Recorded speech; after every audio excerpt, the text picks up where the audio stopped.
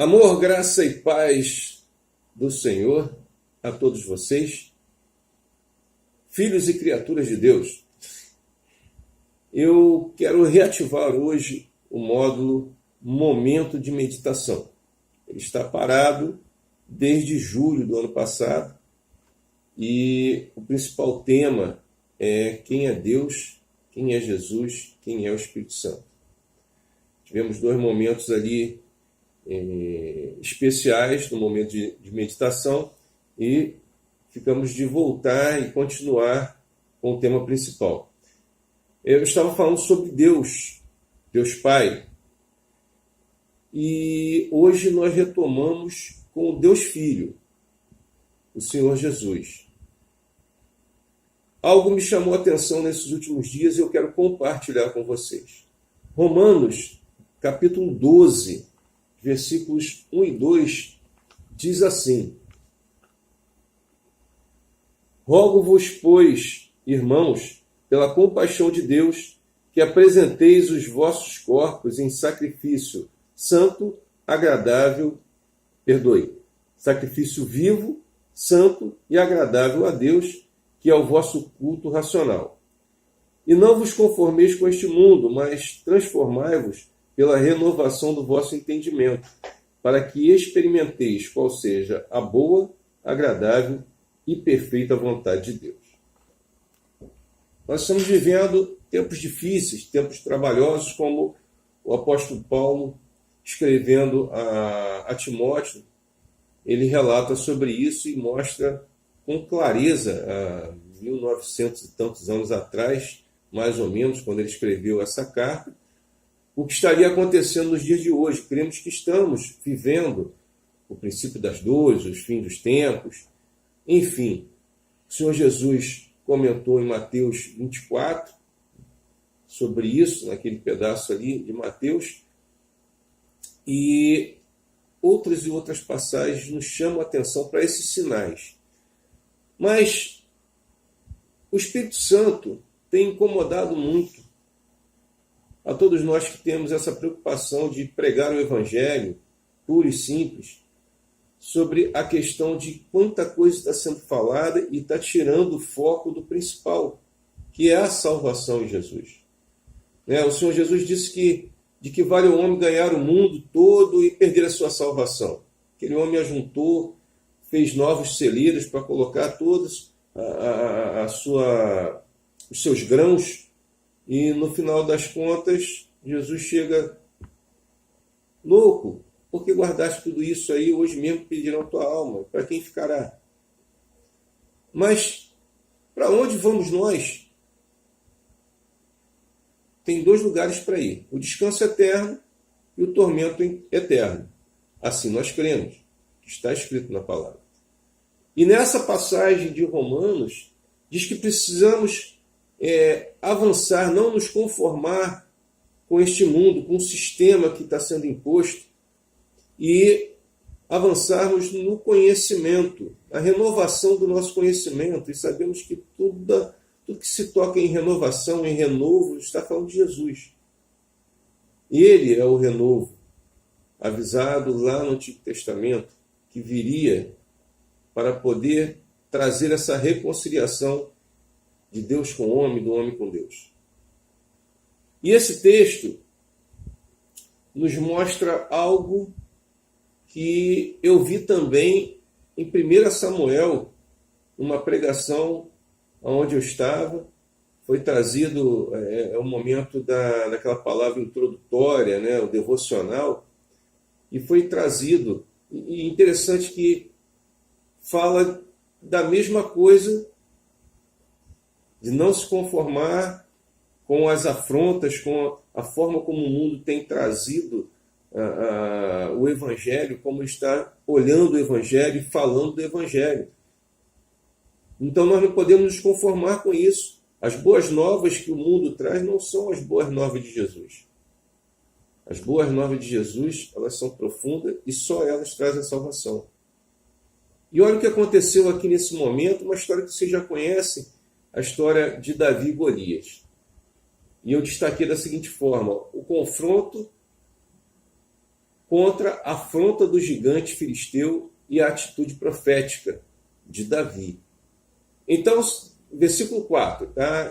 Capítulo 17 de 1 Samuel, vou começar destacando os versículos 4 e 16 em separado, depois nós vamos avançando do 26 e do 45 e 47. Vocês depois leiam toda essa passagem para poder entender melhor. Talvez nós façamos, talvez não, com certeza façamos mais de um vídeo para não ficar muito prolongado. Mas aqui diz assim, então, versículo 4, então saiu do arraial dos filisteus um homem guerreiro cujo nome era Golias, de Gate, que tinha de altura 6 côvados e 1 palmo. Mais ou menos, pelo que os entendidos, os historiadores, os pesquisadores falam, aproximadamente 3 metros de altura. Alguns apresentam, dependendo do local, o côvado, que é a distância da ponta do dedo até a altura do peito, mais ou menos isso. Depende do local, do povo ali, poderia ser 2,20 metros a quase 3 metros de altura. Então o camarada era muito grande e o peso das armas dele eram também eram armas pesadas, era um peso excessivo para um homem normal. Então só alguém de uma grande estatura e com muita força, como diz que ele era um homem guerreiro e habilidoso, poderia ter. E coloca-se como um gigante filisteu, né? Um homem muito alto, muito grande. E ele se chegava, versículo 16, chegava-se, pois, o filisteu pela manhã e à tarde, e apresentou-se por 40 dias, afrontando o exército do Deus vivo.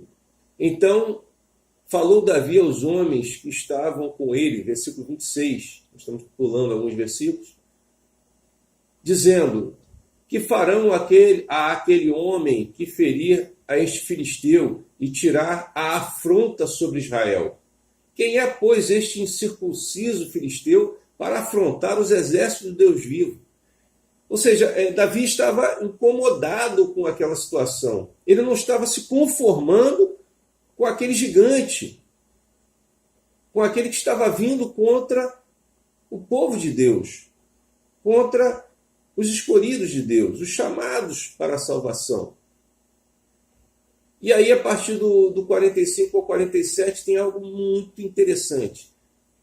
Davi, porém, disse ao filisteu, depois do filisteu já ter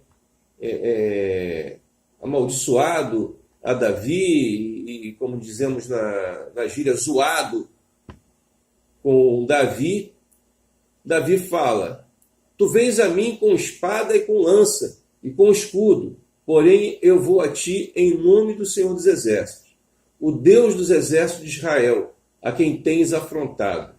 Hoje mesmo o Senhor te entregará na minha mão, e ferir-te-ei, e te tirarei a cabeça, e os corpos do arraial dos filisteus darei hoje mesmo às aves do céu e às bestas da terra. E toda a terra saberá que há Deus em Israel. E saberá toda esta congregação que o Senhor salva, não com espada nem com lança, porque do Senhor é a guerra, e ele vos entregará na nossa mão. Olha só que interessante, Davi toma uma atitude profética, de fé, e fala para o filisteu, para aquele grandalhão, Davi sendo de baixa estatura, fala para o grandalhão que ele não ia prevalecer. Por quê? Porque ele tinha certeza que Deus estava do seu lado.